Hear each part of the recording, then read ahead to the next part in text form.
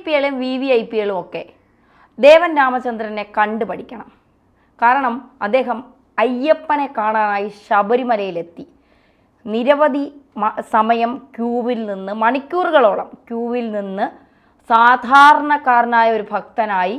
അദ്ദേഹത്തിന് വേണമെങ്കിൽ അതൊന്നും വേണ്ട, അദ്ദേഹം ജസ്റ്റിസാണ്, അദ്ദേഹത്തിന് VVIP പരിഗണനയൊക്കെ ഉള്ള ഒരാളാണ്. അദ്ദേഹത്തിന് നേരിട്ട് തന്നെ ആ നടയിലെത്തി അദ്ദേഹത്തിന് തൊഴുതിട്ട് മടങ്ങാം, സെക്യൂരിറ്റി എല്ലാം നോക്കി അദ്ദേഹം തിരിച്ചു പോവുകയും ചെയ്യാം. പക്ഷെ അതൊന്നും നോക്കാതെ മണിക്കൂറുകളോളം കാത്തു നിന്ന് സാധാരണ ഭക്തരോടൊപ്പം അയ്യപ്പ ദർശനം നടത്തി മടങ്ങിയിരിക്കുകയാണ്.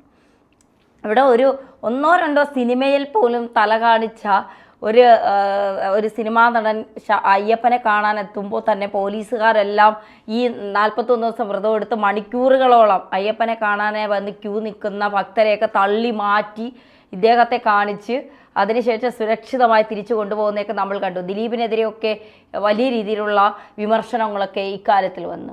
ഇദ്ദേഹം എപ്പോഴും വേറിട്ട ഒരാളാണ് ജസ്റ്റിസ് രാമചന്ദ്രൻ എന്ന് പറയുന്നത്. വളരെ ബഹുമാനവും സ്നേഹവുമാണ് അദ്ദേഹത്തിനോട് എപ്പോഴും എനിക്ക് വ്യക്തിപരമായി തോന്നിയിട്ടുള്ളത്.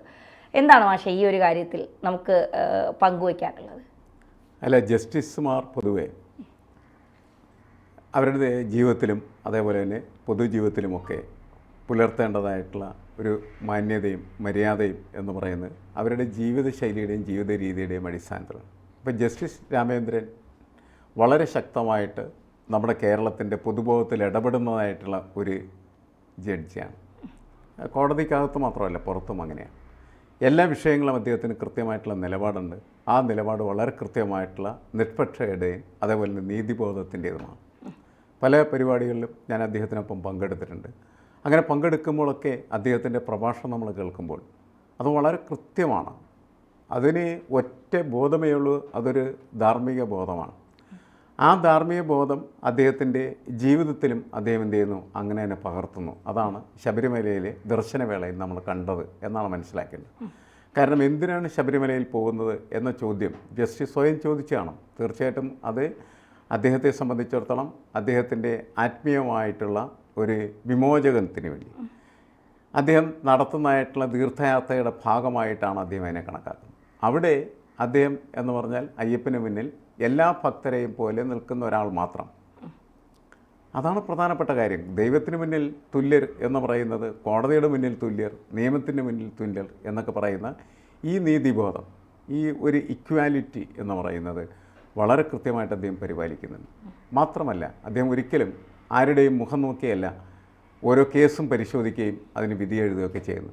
കൃത്യമായിട്ട് എന്താണോ നിയമപരമായിട്ട് ഇടപെടേണ്ടത് അത് കേസിൻ്റെ കാര്യത്തിൽ, കോടതിയുടെ കാര്യം, പുറത്ത് ഏതെങ്കിലും പൊതുപരിപാടികളൊക്കെ പങ്കെടുക്കുന്ന സമയത്ത് അദ്ദേഹത്തിൻ്റെ പ്രസംഗം നമ്മൾ കേട്ടാൽ എത്രയോ ഊർജ്ജസ്വലമാണ്, എത്രയോ വിമോചകമായിട്ടുള്ള ശബ്ദങ്ങളാണ് അദ്ദേഹത്തിൽ നിന്ന് നമുക്ക് ശ്രവിക്കാനായിട്ട് കഴിയുന്നത്. കാരണം ആ ഒരു പ്രസംഗം കഴിയുന്ന സമയത്ത് ആ പ്രസംഗം കേട്ടിരിക്കുന്ന ഒരാളെ സംബന്ധിച്ചിടത്തോളം എങ്ങനെയാണ് സമൂഹത്തിൽ ഓരോ വിഷയത്തിലും നീതിപൂർവമായിട്ട് പെരുമാറേണ്ടത് എന്ന കൃത്യമായിട്ടുള്ള ഒരു ബോധം നമുക്കുണ്ടാക്കാനായിട്ട് അദ്ദേഹത്തിന് കഴിയുന്നുണ്ട് എന്നുള്ളതാണ്. അപ്പം അദ്ദേഹം ചെയ്തുകൊണ്ടിരിക്കുന്നൊരു കാര്യം എന്ന് പറയുന്നത് തൻ്റെ ജീവിതവും അതേപോലെ തന്നെ തൻ്റെ ഔദ്യോഗിക ജീവിതവും ഒന്ന് തന്നെയാണ് എന്ന് കണക്കാക്കുകയാണ് ചെയ്യുന്നത്. എന്നിട്ട് വളരെ കൃത്യമായിട്ട് ഒരു മനുഷ്യൻ എന്ന നിലക്ക് എങ്ങനെയാണ് ഇതിനോടൊക്കെ താൻ പ്രതികരിക്കേണ്ടത്, ആ പ്രതികരണമാണ് അദ്ദേഹം നടത്തുന്നത്. അതിന് ഏറ്റവും നല്ല തെളിവാണ് ശബരിമലയിലെ ഈ നീണ്ട ക്യൂവിലെ അവസാനക്കാരനായിട്ട് നിന്ന് ദൈവദർശനം നടത്താനായിട്ട് അല്ലെങ്കിൽ അയ്യപ്പ ദർശനം നടത്താനായിട്ട് അദ്ദേഹം തയ്യാറായിരിക്കുന്ന നമ്മൾ മനസ്സിലാക്കേണ്ടത്. അത് അദ്ദേഹത്തിൻ്റെ വലിയൊരു മഹത്വമായിട്ടാണ് നമ്മൾ കണക്കാക്കേണ്ടത്. ഇപ്പോൾ സിനിമാ നടന്മാർ നേരത്തെ പറഞ്ഞു, ഒരു സിനിമയിലോ 2 സിനിമയിലോ ഒക്കെ സിനിമാ നടന്മാർ മാത്രമല്ല രാഷ്ട്രീയ നേതാക്കളോടെ പോകുമ്പോൾ ഇത് തന്നെയാണ് സംഭവിക്കുന്നത്. സെലിബ്രിറ്റികൾ എപ്പോഴും എന്ത് ചെയ്യുന്നു വെച്ചതിനിടയിൽ ഈ സൗകര്യങ്ങൾ ഉപയോഗിക്കുന്നു.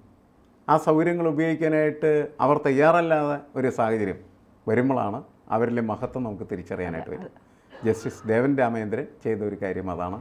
അദ്ദേഹത്തിൻ്റെ ഈ പ്രവൃത്തി എന്ന് പറയുന്നത് മറ്റുള്ളവർക്കൊക്കെ മാതൃകയാകട്ടെ നമുക്ക് തീർച്ചയായിട്ടും ആഗ്രഹിക്കാൻ കഴിയുന്ന ഒരു കാര്യമാണ്. കാരണം അത് ഒരു മാതൃകാ സമൂഹത്തിലേക്കുള്ള സഞ്ചാരത്തിന് നമ്മളെ നയിക്കുന്ന ഒരു വെളിച്ചത്തെ പോലെയാണ് നമുക്ക് കണക്കാക്കേണ്ടത്.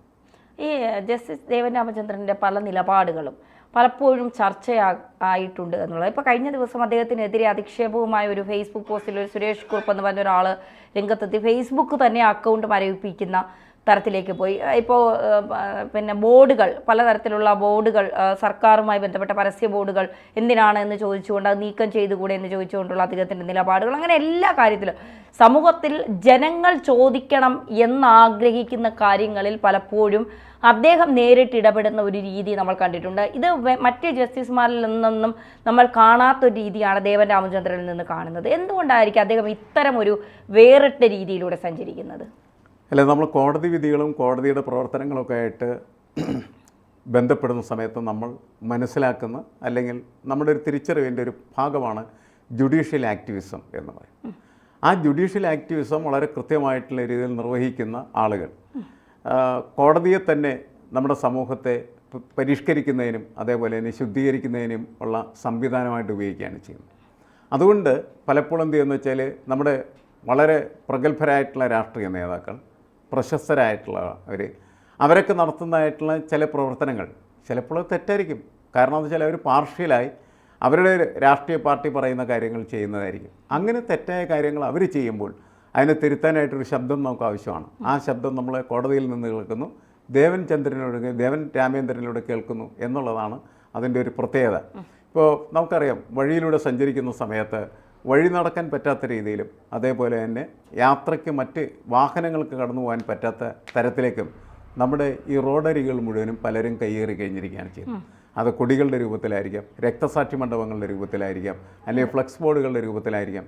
അതെല്ലാം മനുഷ്യരുടെ യാത്രയ്ക്ക് വലിയ തടസ്സമുണ്ടാക്കുന്ന കാര്യങ്ങളാണ്. തെരുവോരങ്ങൾ പൊതുപ്രവർത്തനത്തിന് ഉപയോഗിക്കുന്നതിൽ യാതൊരു വിധമായിട്ടുള്ള പ്രശ്നമില്ല എന്ന് കരുതുന്ന ഒരാളാണ്.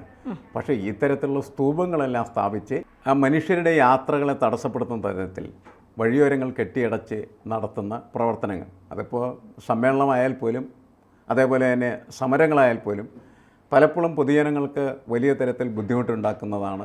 അതിനെതിരെ ചില സമയത്തെങ്കിലും സംസാരിക്കേണ്ടതല്ലേ എന്ന് സാധാരണക്കാരായിട്ടുള്ള ആളുകൾക്ക് തോന്നും. ഇപ്പോൾ നമ്മൾ മുഖ്യമന്ത്രി വരുന്ന സമയത്ത് അല്ലെങ്കിൽ പ്രധാനമന്ത്രി വരുന്ന സമയത്ത് ഏത് പാർട്ടിയുടേതാണ് എന്നുള്ള പ്രശ്നമല്ല, വളരെ പ്രധാനപ്പെട്ടൊരു VIP വരുന്നു, അതാണ് VVIP എന്ന് നമ്മൾ വിശേഷിപ്പിക്കുന്നത്. അങ്ങനെയുള്ള ഒരു പ്രധാനി വരുമ്പോൾ തെരുവുകളൊക്കെ അടച്ചിട്ടും മനുഷ്യർക്ക് സഞ്ചരിക്കാനായിട്ടുള്ള എല്ലാ സ്വാതന്ത്ര്യവും നിഷേധിക്കപ്പെടും. കാറുകൾക്ക് സഞ്ചരിക്കാനായിട്ട് പറ്റില്ല, കുറേ നേരത്തേക്ക് നിശ്ചലമാകും. ഇപ്പോൾ ജനജീവിതത്തെ കുറേ നേരത്തേക്ക് നിശ്ചലമാക്കുന്ന പ്രക്രിയയാണ് ഇത്തരത്തിലുള്ള VIP-കളുടെ സഞ്ചാരങ്ങൾ എന്ന് കണ്ട് അതിനെതിരെ സംസാരിക്കാൻ ജനങ്ങൾ ആഗ്രഹിക്കുകയാണ് ചെയ്യുന്നത്. ആ ആഗ്രഹത്തെയാണ് ജസ്റ്റിസ് ദേവൻ രാമേന്ദ്രൻ പുറത്തു കൊണ്ടുവരുന്നത്. ഒരു പ്രവൃത്തിയിൽ മാത്രമല്ല, നിരവധി കാര്യം. അതുപോലെ വിദ്യാഭ്യാസ രംഗത്ത് ഒക്കെ ഉള്ള പ്രശ്നങ്ങൾ അദ്ദേഹത്തിന് ഉത്കണ്ഠയുള്ള കാര്യങ്ങളാണ്. എങ്ങനെയാണ് നമ്മളുടെ വിദ്യാഭ്യാസം ഇങ്ങനെ തകരാറായിത്തീരുന്നത്, നമ്മുടെ ഉന്നത വിദ്യാഭ്യാസ രംഗത്ത് വന്നിരിക്കുന്ന പാളിച്ചകളും മുരടിപ്പും ഒക്കെ അദ്ദേഹത്തിന് വലിയ ഉത്കണ്ഠ ഉണ്ടാക്കുകയും അതിനെതിരെ വളരെ ശക്തമായിട്ടുള്ള നിലപാട് പൊതുവേദികൾ അവതരിപ്പിക്കുന്നതായിട്ടുള്ളൊരു വ്യക്തിയാണ്. ഇപ്പോൾ ജുഡീഷ്യൽ ആക്ടിവിസത്തിലൂടെ ഒരു സമൂഹത്തെ കറക്റ്റ് ചെയ്യുക, ശബ്ദമില്ലാതിരിക്കുന്നതായിട്ടുള്ള മനുഷ്യന് ശബ്ദം കൊടുക്കുക. പൊതുജനങ്ങൾക്ക് ശബ്ദമില്ലല്ലോ, അപ്പോൾ പൊതുജനങ്ങളുടെ ശബ്ദമായിട്ട് ജഡ്ജി തന്നെ മാറിത്തീരുക. അങ്ങനെ മാറിത്തീരുന്ന ഒരു ജഡ്ജ് ശബരിമലയിൽ പോകുന്ന സമയത്ത് ക്യൂ നിൽക്കാതെ തൻ്റെ ഈ VIP സൗകര്യം ഉപയോഗിച്ച് ദർശനം നേടിയാൽ വിമർശനത്തിന് വിധേയമാകും. അദ്ദേഹത്തിൻ്റെ മാതൃകാ പ്രവർത്തനമായിട്ട് അതിനെ നമുക്ക് വാഴ്ത്താൻ കഴിയില്ല. ഇവിടെ അദ്ദേഹം വളരെ നിശബ്ദനായിട്ട് ആരും അറിയാതെ ക്യൂവിൽ നിന്ന് സാധാരണ ഒരു ഭക്തനായിട്ട് പോയി അയ്യപ്പൻ്റെ മുന്നിൽ എല്ലാവരും തുല്യരാണ് എന്ന ആ കൺസെപ്റ്റ് സമ്പൂർണ്ണമായിട്ട് സ്വീകരിക്കുകയും അത് മാതൃകയാക്കി മറ്റുള്ള മനുഷ്യരുടെ മുന്നിൽ അവതരിപ്പിക്കുകയും അങ്ങനെ പൊതുസമൂഹത്തെ ശരിയായിട്ടുള്ള രീതിയിൽ ജീവിക്കാനായിട്ട് പ്രാപ്തമാക്കുന്ന ഒരു ഒരു ദീപ്തിയായിട്ട് അദ്ദേഹം മാറിത്തരുന്നുണ്ട്. ഇത് നമുക്ക് സന്തോഷമുള്ളൊരു കാര്യമാണ്. ഇങ്ങനെയാണ് നമ്മളുടെ ജഡ്ജസും അതേപോലെ തന്നെ പൊളിറ്റീഷ്യൻസും അതേപോലെ പ്രമുഖരായിട്ടുള്ള വ്യക്തികളും സിനിമ രംഗത്തുള്ള പ്രഗത്ഭരുമൊക്കെ പ്രവർത്തിക്കുന്നതെങ്കിൽ നമുക്ക് എന്ത് സന്തോഷം ഉണ്ടാകുമായിരുന്നു. കാരണം എന്ന് വെച്ചാൽ നമുക്ക് ഇവരെയൊക്കെ ബഹുമാനിക്കാൻ അപ്പോഴാണ് കൂടുതൽ തോന്നുക. കാരണം ബഹുമാനം അർഹിക്കുന്ന തരത്തിൽ അവർ പ്രവർത്തിക്കുകയാണ് ചെയ്യുന്നത്. നമ്മളിൽ നിന്ന് സ്വാഭാവികമായിട്ടും ബഹുമാനം അവരിലേക്ക് ഒഴുകിയെത്തും എന്നുള്ളതാണ്.